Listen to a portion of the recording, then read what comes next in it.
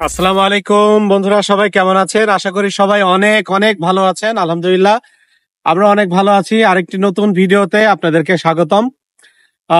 সবাই দুইটা দেশ নিয়ে আমাকে বারবার প্রশ্ন করছেন ভিডিও দেওয়ার পর থেকেই।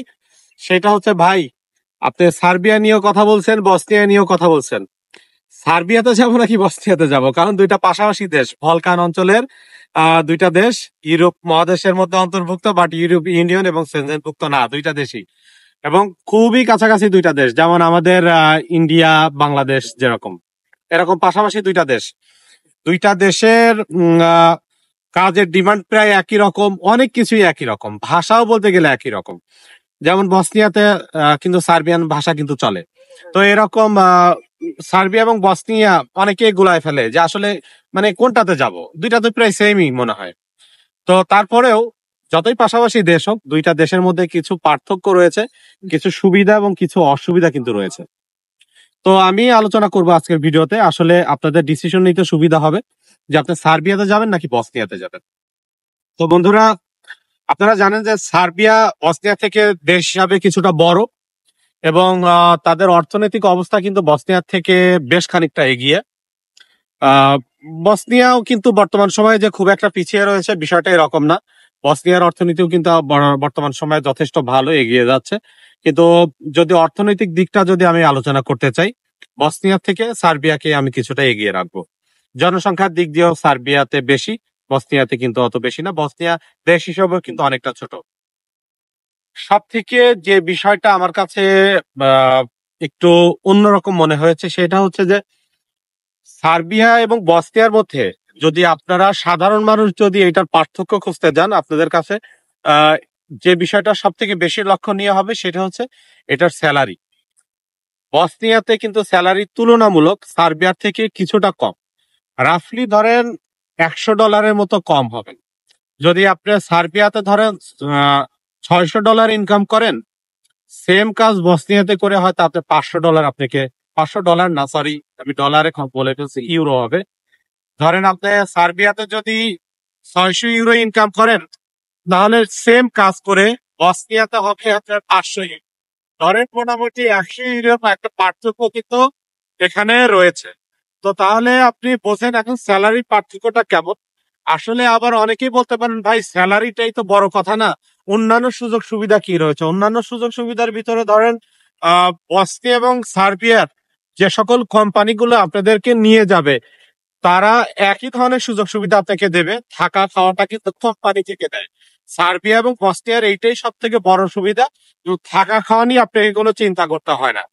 যদি থাকা খাওয়ার ব্যবস্থা যদি তারা ডিরেক্টলি না দেয়, সেই থাকা এবং খাওয়ার জন্য যে টাকাটা দরকার হবে সেটা আপনার স্যালারির সাথে কিন্তু তারা দিয়ে দেবে। তো এটা দুইটা দেশের জন্য আমি মনে করি বিষয়টা হচ্ছে ইকুয়াল। আর আমরা যারা একটু গভীরভাবে বিষয়টা নিয়ে চিন্তা করি যে দুইটা দেশের মধ্যে আসলে মূল পার্থক্যটা কোথায়, সেটা আমাদের কাছে, যারা আমরা কিছুটা ধর্মীয় প্র্যাকটিস করি তাদের জন্য, দেখেন সার্বিয়া কিন্তু বলতে গেলে শতভাগ শতভাগই বলা যায় নন মুসলিম একটা কান্ট্রি। কিন্তু বসনিয়া কিন্তু মোর দেন 50% কিন্তু সেখানে মুসলিমরা বসবাস করে, এবং একটা সময় এদের সংখ্যা কিন্তু আরো অনেক বেশি ছিল, আপনারা জানেন। 1992 সালে বসনিয়া স্বাধীন হয়। আহ এখানে আপনি বসনিয়াতে গেলে দেখবেন যে অসংখ্য মসজিদ রয়েছে, সুলতানি আমলের অনেক নিদর্শন রয়েছে। বসনিয়ার এমন এমন কিছু জায়গা রয়েছে দেখলে মনে হবে যে এটা তুর্কিতে আপনি চলে আসছেন। তো বসনিয়াতে আপনি জোরে আজান শুনতে পাবেন, একটা ধর্মীয় একটা পরিবেশ রয়েছে যেটা কিনা আবার সার্বিয়াতে নেই।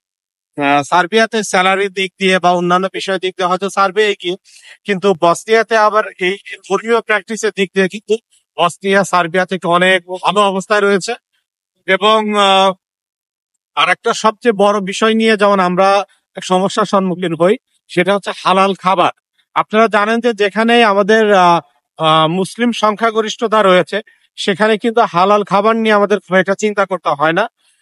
সার্বিয়াতে কিন্তু আপনার হালাল খাবার নিয়ে কিন্তু অনেক ঝামেলা আছে সেখানে, আহ, যেহেতু এটা নন মুসলিম একটা কান্ট্রি। কিন্তু বসনিয়াতে কিন্তু আপনি একটা মুসলিম দেশের যে একটা আবহাওয়া কিন্তু সেখানে তৈরি হয়, অনেকটা। আপনার তুর্কিতে যারা গেছেন তারা ভালো বুঝবেন এটা, তুর্কির একটা এনভায়রনমেন্ট সেখানে কিন্তু আছে। সার্বিয়াতে তুলনামূলক প্রচুর ঠান্ডা সেখানে, প্রচুর ঠান্ডা, এবং আপনি এমন ঠান্ডা যে আপনি চিন্তা করতে পারবেন না। কিন্তু বসনিয়া কিন্তু অতটা ঠান্ডা না, এটা বছরের বেশিরভাগ সময় কিন্তু খুবই উত্তপ্ত থাকে, মিডল ইস্টের মতো গরম থাকে। প্রায় আপনার 30 ডিগ্রির উপরে কিন্তু এটা তাপমাত্রা থাকে বছরের বেশিরভাগ সময়। বছরে প্রায় বলতে পারেন যে বছরে 365 দিনের মধ্যে প্রায় 200 দিনের উপরে কিন্তু সেখানে গরমই থাকে। তা বুঝতেই পারছেন যে বড় একটা সময় কিন্তু সেখানে গরম থাকে। যার কারণে যারা শীতে যাদের প্রবলেম হয়, শীত প্রধান দেশে যাদের সমস্যা হয়, তাদের জন্য আমি মনে করি সার্বিয়ার থেকে বসনিয়া অনেক বেটার।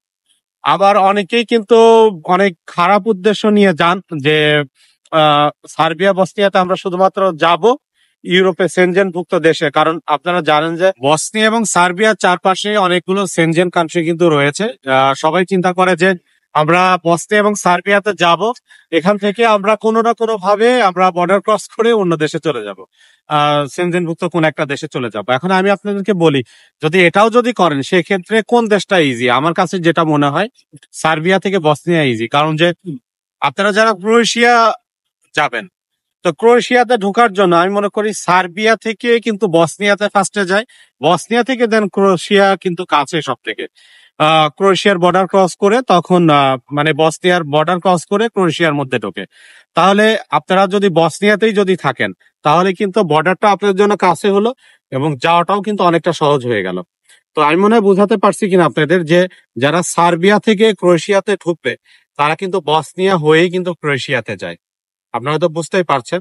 তাহলে যদি আপনি বসনিয়াতেই থাকেন তাহলে যাওয়াটা আরো ইজি হয়ে গেল না? আমি এটা কোনোভাবে প্রমোট করি না, আমি চাই যে কেউই এইভাবে না যান।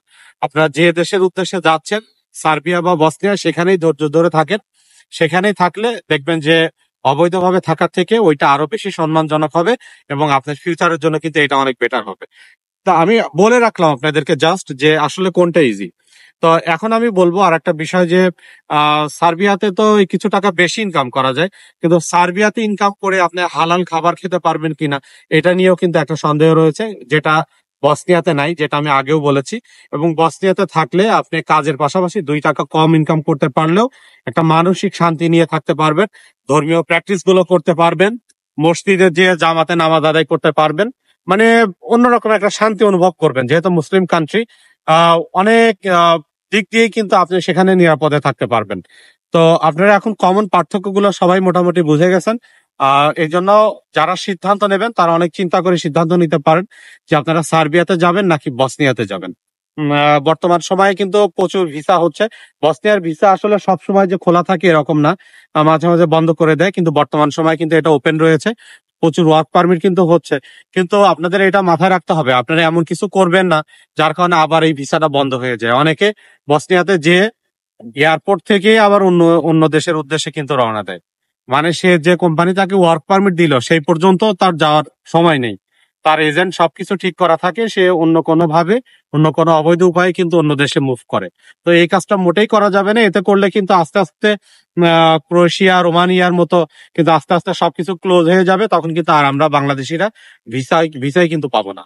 তো আমাদের ইমেজ নষ্ট করা যাবে না, আমাদের বাংলাদেশের ভাবমূর্তি, আমাদের পাসপোর্টের ভ্যালু, এগুলো কোনোভাবেই কিন্তু নষ্ট করা যাবে না। যার কারণে সবাই আপনারা যদি কাজের উদ্দেশ্যে যান, ধৈর্য ধরে কাজ করেন, দেখবেন যে বসনিয়া অথবা সার্বিয়াতে থেকেই আপনি অনেক ভালো কিছু করতে পারবেন। আফটার 5 ইয়ার্স পরে এমনও হতে পারে যে এই দুইটা দেশই সেনজেনভুক্ত দেশ হয়ে যাবে, তখন কিন্তু আপনার ডিমান্ড অনেক বেড়ে যাবে। তখন কিন্তু আর আপনার ক্রোয়েশিয়াতে যাওয়া নিয়ে কোনো সমস্যা হবে না। তখন কিন্তু আপনি ভিসা ছাড়াই ক্রোয়েশিয়া, রোমানিয়া, ইতালি, জার্মানি সব দেশে যেতে পারবেন।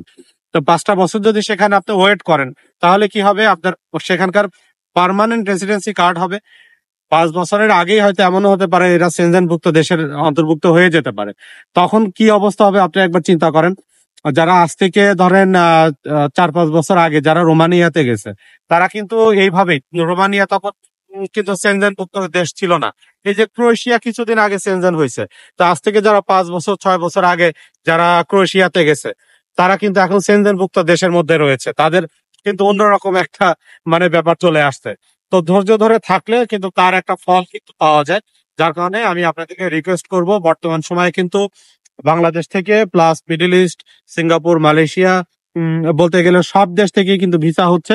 তা আপনারা ধৈর্য ধরে এই সার্বিয়া এবং বসনিয়াতে আপনারা যান, যে সেখানে কাজ করুন, আপনাদের দক্ষতা দিয়ে আপনারা সেখানে ভালো কিছু করার চেষ্টা করুন। টাকা পয়সা যদি হাতে থাকে ছোটখাটো পরিসরে ব্যবসা বাণিজ্য করুন। দেখবেন যে ইনশাল্লাহ আল্লাহ এতেই বরকত দিয়ে দেবে। তো আমি মোটামুটি একটা পার্থক্য দেখালাম আপনাদেরকে, এবং কোথায় কোথায় এটার মিল রয়েছে সেটা বোঝানোর চেষ্টা করলাম, সুবিধা অসুবিধা গুলো বলার চেষ্টা করলাম। এখন আপনাদের সিদ্ধান্ত নিতে কিন্তু একটা সুবিধা হবে। তো এরকম আরো ইনফরমেটিভ ভিডিও নিয়ে বন্ধুরা আমরা আপনাদের সামনে হাজির হব। সবাই আমাদের জন্য দোয়া করবেন, আমাদের চ্যানেলের জন্য। আমাদের চ্যানেল যারা নতুন তারা চ্যানেলটাকে সাবস্ক্রাইব করবেন এবং আমাদেরকে সাপোর্ট করবেন। কোনো প্রশ্ন থাকলে কমেন্টে লিখবেন, ইনশাল্লাহ আমি রিপ্লাই দেওয়ার চেষ্টা করব। সবাই ভালো থাকবেন। আসসালামু আলাইকুম।